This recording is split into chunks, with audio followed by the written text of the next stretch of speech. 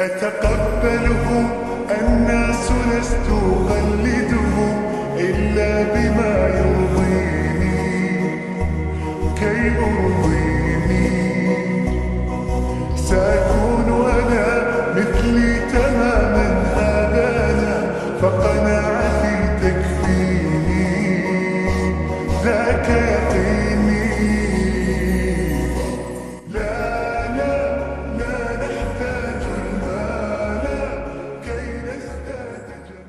यहाँ पर इफ्तार और ताम का जो एहतमाम किया गया है जनाब अरशद ख़ान साहब के और उनके अहले तमाम तर फैमिली की जानिब से मैं उनका मशकूर हूँ कि उन्होंने नासिर हुसैन उस्ताद साहब को यहाँ पर मदऊ किया और आप तमाम को इफ्तार और ताम के लिए यहाँ पर मदऊ किया है। देखिए, जहाँ पर भी मौका होता है, क्योंकि ये रमज़ानुल मुबारक के ठीक 10 दिन बाद में इलेक्शंस होने हैं और आप सभी जानते हैं कि ये इलेक्शंस बहुत ही अहमियत वाले इलेक्शंस हैं। गुज़िश्ता 1 से 1.5 साल से जिस हिसाब से बीजेपी हुकूमत एक के बाद एक फितना अंगेज़ और परेशान करने वाली मुसीबतें हम मुसलमानों पर डालने की कोशिश कर रही है, उसका कोई तारीख़ में कोई हवाला नहीं मिलता है जिस अंदाज में वो लोग काम कर रहे हैं। चंद दिनों पहले कर्नाटक के अंदर कनकपुरा एक तालुका, कनकपुरा एक कॉन्स्टिट्यूंसी है, उसके इलाके में मॉब लिंचिंग हुई, यानी कि बड़ी ही बेरहमी के साथ में एक को शहीद कर दिया गया। और उसके बाद में हमारा एक रिजर्वेशन था जो आपके हमारे बच्चों के लिए, ताकि हम लोग आला से आला तालीम हासिल कर सकें और नौकरियां हासिल कर सकें। इसके लिए 1994 में जनता दल की हुकूमत ने, देवेगौड़ा साहब की हुकूमत ने वो मुसलमानों को 2B रिजर्वेशन दिया था, जिसके अंदर 4% रिजर्वेशन हासिल था। तो ये चंद दिन पहले का हवाला है। इससे पहले मुसलसल आप देख रहे हैं कि हिजाब के मामले में हमारी बच्चियों को किस तरीके से परेशान किया गया।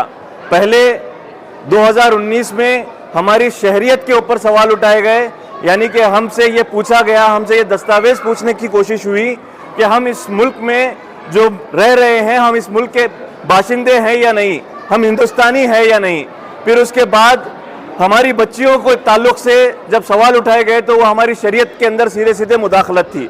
इससे पहले भी शरीयत के अंदर मुदाखलत करने की कोशिश हुई 3 तलाक़ के मामले में, लेकिन सिलसिलेवार तरीके से इन दिनों जो हालात पैदा कर रही है बीजेपी, उसका मुकाबला करने के लिए अगर कोई आवाज़ हमारे इलाके हैदराबाद कर्नाटक में मजबूती के साथ उठ रही है तो वो नासिर हुसैन उस्ताद साहब की है। नासिर हुसैन उस्ताद साहब ना सिर्फ ये मामले में, बल्कि जब भी आप सल्लल्लाहु अलैहि वसल्लम के ताल्लुक़ से तौहीन करने की कोशिश हुई है, बहुत ही मजबूती के साथ ये बात का ऐलान किया था जब यहाँ पर गुलबर्गा शहर में एक एहतजाजी जलसा मुनक़िद किया अज़मत मुस्तफ़ा सल्लल्लाहु अलैहि वसल्लम के नाम से। तो वहाँ पर 5 साल कम से कम जो भी मजहबी पेशवाओं के ताल्लुक़ से बात करते हैं, गलत अल्फाज इस्तेमाल करते हैं, तो उनको 5 साल की सज़ा होनी चाहिए। इसका जो है एक रेजोल्यूशन, एक मेमोरेंडम गवर्नर को भेजा था, गवर्नर को रवाना किया था। ये सभी चीज़ें हैं। तमाम तर हालात में, चाहे वो अलंद का मामला रहे जिसमें 165 लोगों को हिरासत से बाहर निकालने का मामला रहे, उसके अंदर नासिर हुसैन उस्ताद साहब और उनके भाइयों ने जो कलीदी रोल, जो अहम रोल अपनाया है, उसका कोई सानी नहीं है तारीख़ में। क्योंकि 10 ख़वातीन आज अगर बाहर हैं और उस वक्त अगर अंदर गए थे तो वो आज तक की तारीख़ में कभी हुआ नहीं था गुलबर्गा में। लेकिन एक नादानी के चलते जो फैसला लिया गया था, वहाँ पर अलंद की दरगाह के अहाते में जो फैसला लिया गया था जो पूजा करवाने का, उसके नतीजे में उन लोगों को, वहाँ के लोगों को बताया नहीं गया था कि वहाँ पर पूजा होने वाली है। और वो लोग एकदम, लोगों को वाक़ियत नहीं रहने की वजह से वो लोग वहाँ पे हालात ख़राब हो गए और वहाँ उसके नतीजे में लोगों को हिरासत में लिया गया।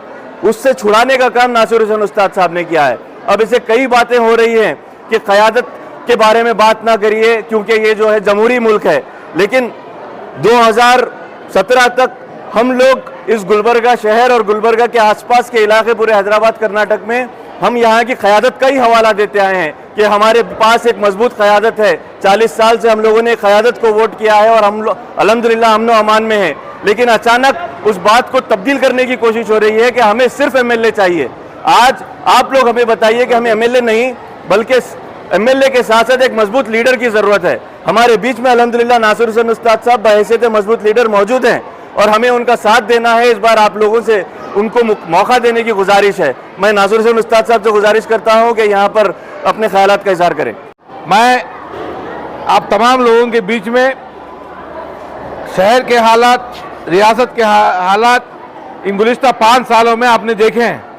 एनआरसी से लेकर, अड़न से लेकर, 4% रिजर्वेशन से लेकर तमाम इश्यूज़ पर एक तरफ जो बरसर इक़्तिदार है उनकी खामोशी आपने देखा है और ये फ़िरका परस्त फासिस्ट आरएसएस बीजेपी जो मुसलसल तौर पर मुसलमानों को दबाने की कोशिश कर रही है, सेकुलरिज्म को ख़त्म करने की कोशिश कर रही है, हिंदू मुस्लिम इत्तेहाद को ख़त्म करने की कोशिश कर रही है, इसके खिलाफ जो बरसर इक़्तिदार है उनकी खामोशी आपने देखी है।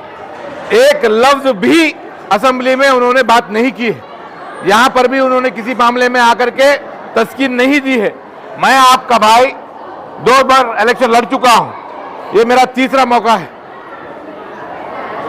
जो मर्तबा शिकस्त होने के बावजूद हिम्मत नहीं आ रहा हूँ, हर मामले में एक तड़प को लेकर के अपने आप को आगे पेश किया हूँ, चाहे एनआरसी में हो, अलन के मामले में हो, गोश्त के मामले में हो, अजान के मामले में हो, हिजाब के मामले में हो, तमाम 4% रिजर्वेशन के मामले में हो, हर इशू में आगे बढ़ के लड़ता आया हूँ। आज आपके बीच में आया हूँ इतनी ही गुजारिश करने के लिए कि आप इस इलेक्शन में जो एक तारीखी इलेक्शन है, इस इलेक्शन में आप लोग हक का साथ देंगे। हक का साथ देंगे नहीं देंगे? आप लोग इन फासिस्ट बीजेपी फिरका परस्त ताकतों के खिलाफ खामोशी चाहते हैं कि उनके खिलाफ मुंह तोड़ जवाब देने वाला आदमी चाहते हैं? क्या चाहते हैं आप? सबर करना, सबर करना, सबर करना है। बेशक सबर करेंगे, मगर इसका मतलब नहीं है कि हम कमजोर हैं।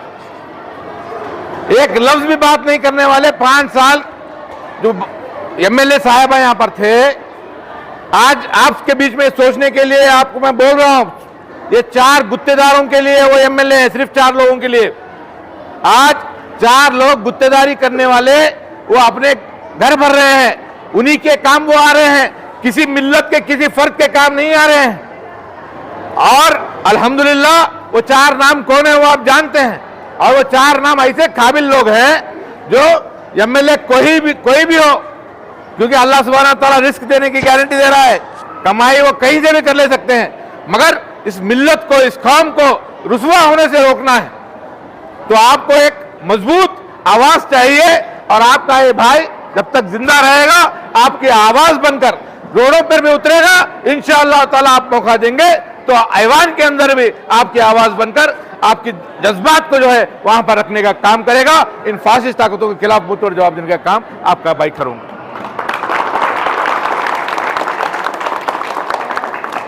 यहां पर जितने लोग बैठे हुए हैं, मैं आपसे एक अदबन गुजारिश करता हूं, यह इलेक्शन एक तारीखी इलेक्शन है, आप अपने वोटों तक महदूद मत रहिए। अगर आप ये सोच रहे हैं कि नासिर हुसैन उस्ताद का ये इलेक्शन है तो आप गलत सोच रहे हैं। नासिर हुसैन उस्ताद की ताकत उतनी बड़ी नहीं है कि वो इलेक्शन लड़ सके। यहां पर इलेक्शन मिल्लत का इलेक्शन है, हमारे नौजवान बच्चे जो हैं इनके मुस्तकबिल का इलेक्शन है, मिल्लत की शान का इलेक्शन है। हम लोग जब तक हिंदुस्तान में हैं शान के साथ रहने वाले हैं। रहना चाहिए कि नहीं रहना चाहिए?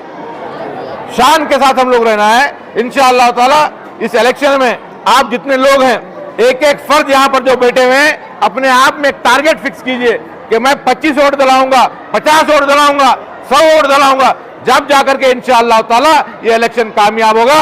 ये इलेक्शन मिल्लत का इलेक्शन है, मिल्लत की शान का इलेक्शन है, आपका इलेक्शन है। और अल्हम्दुलिल्लाह मैं पूरे यकीन के साथ रमजान के इस मुबारक महीने में कहना चाहता हूं, हम तम एक हो जाएंगे तो कोई ताकत हमको शिकस्त देने वाली नहीं है, कोई ताकत हमको शिकस्त देने वाली नहीं है। आज बीजेपी को हराना है, बीजेपी को रोकना है, बेशक रोकना है, बेशक सीट को बचाना है, और साथ ही साथ हमारी आवाज को भी मजबूत करना है, हमारी इज्जत और शान के साथ हमको आगे जीना है। ये फैसला भी हमको करेंगे। उम्मीद करता हूं कि आप मेरा साथ देंगे। मेरा निशान क्या है? निशान क्या है?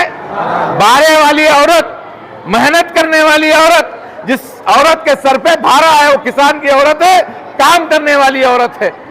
औरत के नाम पर सिंपति में आने की जरूरत नहीं है। औरत अल्हम्दुलिल्लाह हमारी इज्जत है, हमारी शान है, मगर वो औरत जो मेहनत करती है, वो औरत जो गरीबों का एहसास रखती है, वो औरत जो मिल्लत की शान के लिए जो है लड़ने के लिए तैयार है। अल्हम्दुलिल्लाह आपके लिए मैं आज तैयार हूं, आपके लिए लड़ने के लिए तैयार हूं। आज ही रात में कोई अगर तकलीफ हो रही है किसी को, तो बेशक आप अपने भाई को याद कीजिए, आपका भाई आपके साथ खड़ा हुआ नजर आएगा। शुक्रिया, अस्सलाम वालेकुम।